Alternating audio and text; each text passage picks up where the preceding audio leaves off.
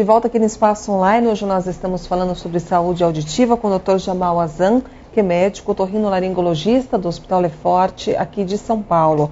Doutor, nós já falamos um pouquinho sobre essa situação que é muito comum nessa época do carnaval, as pessoas acabam ouvindo música muito alta, isso pode trazer uma série de consequências. Falamos um pouquinho também de algumas soluções básicas do dia a dia que podem nos ajudar, mas é importante também a gente falar também sobre a condição social do deficiente auditivo no dia de hoje.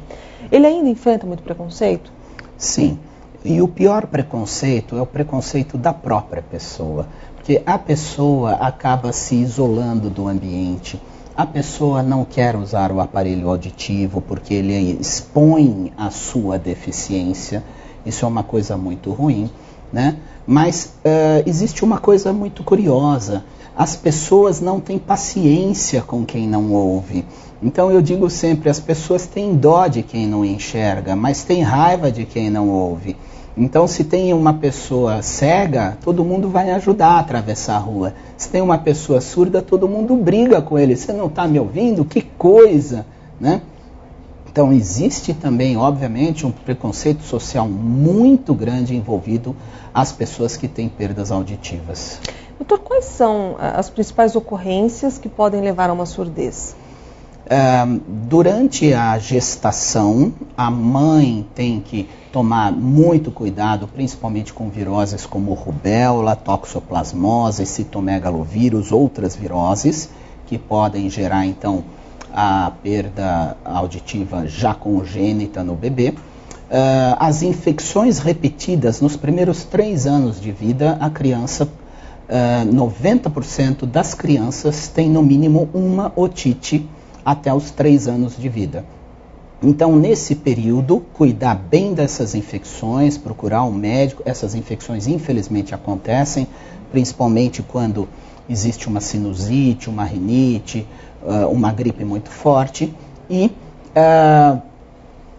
procurar, na idade já de adolescente, não utilizar, então, esses equipamentos de MP3 que são os que vão causar a lesão. E na sua vida profissional, o que causa a lesão, em geral, então, é o excesso de ruído. Doutor, as pessoas que frequentam muito a piscina, os nadadores também, eles têm problemas auditivos até por conta desse contato maior com a água? Olha, na verdade, o problema da água é no canal do ouvido. A exposição do líquido no canal do ouvido gera uma inflamação do ouvido externo, mas normalmente não atinge o ouvido nem médio nem interno, portanto não gera lesão auditiva. Ou seja, pode gerar algum tipo de inflamação, mas Sim. não perda auditiva. Muito pouco provável. Doutor, e a famosa cera, né? As mães geralmente ficam em dúvida se devem tirar, não devem tirar. Qual a recomendação? Isso é muito interessante, eu gostaria de mostrar novamente aqui no meu modelo.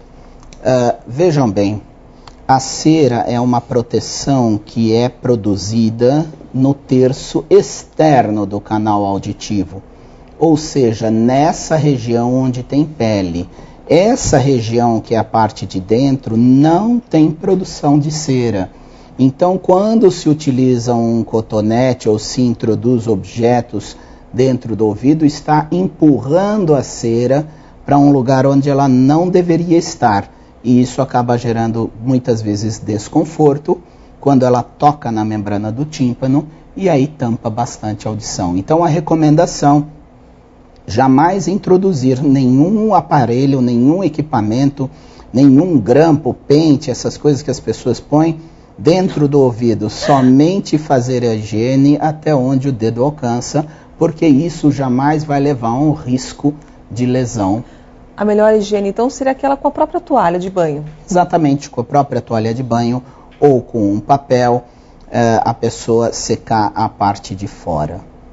Agora, doutor, essa cera é produzida para qual função? Qual que é a função dessa cera, na verdade? A cera é uma produção de glândulas sebáceas para a proteção do conduto auditivo, porque o canal do ouvido ele tem fundo cego, que a gente chama, então aquele ambiente lá dentro tem pouca circulação de ar.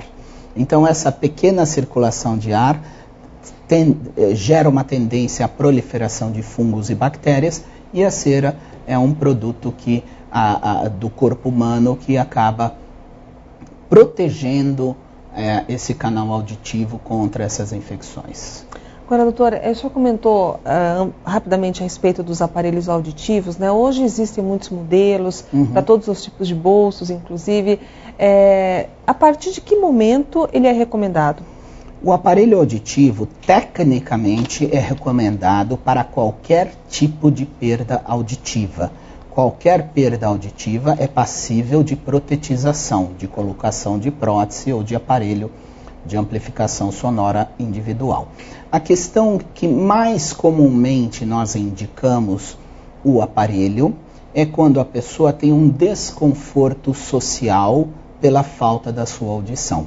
Ou seja, muitas vezes a pessoa se isola do ambiente, não quer participar das conversas com amigos, com a própria família, porque ela não ouve, vai entender tudo errado, todo mundo vai dar risada dela, né? Você fala espada, ela entende escada, então todo mundo ri, né? Então ela fica com vergonha, então ela se isola. E muitas vezes a própria família evita de conversar com a pessoa, porque tem que falar muito alto, tem que repetir várias vezes a mesma coisa. Então, a partir do instante em que existe um desconforto social, a utilização do aparelho auditivo é fundamental para reinserir essa pessoa no seu ambiente social. E muitas vezes também alguns tipos de perda auditiva, mesmo que não gerem tanto desconforto social, mas a protetização é importante até para não deixar o nervo auditivo atrofiar, vamos dizer assim. Então o aparelho é muito importante. Agora, doutora, antes de nós finalizarmos, seria importante também nós acrescentarmos algumas informações aos nossos internautas. Por exemplo, existem alguns direitos que são específicos dos deficientes auditivos. Quais serão esses? O deficiente auditivo, ele tem direito hoje ao transporte coletivo gratuito. Então, através de um exame de audiometria e de um laudo de um médico otorrinolaringologista, ele pode se dirigir ao órgão público, solicitar então a isenção do pagamento.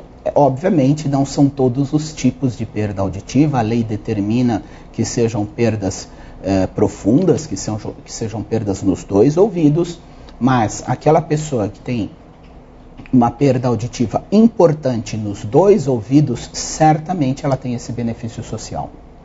Hoje nós falamos um pouco mais sobre saúde auditiva com o médico otorrinolaringologista do Hospital Lefort, Dr. Jamal Azan, que esteve aqui conosco e nos tirou uma série de dúvidas a respeito deste assunto. Dr. Jamal, muito obrigado pela presença, uma boa tarde.